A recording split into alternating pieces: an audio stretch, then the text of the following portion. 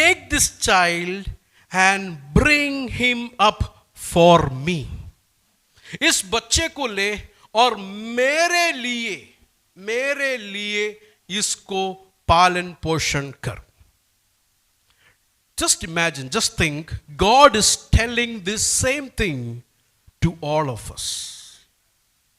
ഇത് തന്നെയാണ് ദൈവം നമ്മളോട് എല്ലാവരോടും പറയുന്നത്. യഹി ബാത് പരമേശ്വർ ഹം സബ്സെ कहता है.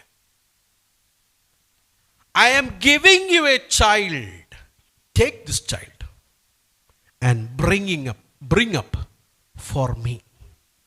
ഈ കുഞ്ഞിനെ എടുത്ത് എനിക്ക് വേണ്ടി मेरे लिए उसको पालन पोषण कर. यहां पर आए हुए पेरेंट्स लोगों से मैं एक बात पूछना चाहता हूं. I want to ask you parents, have you ever realized that you have to bring up your child not for you but for the Lord? God has given you children not for you but for the Lord.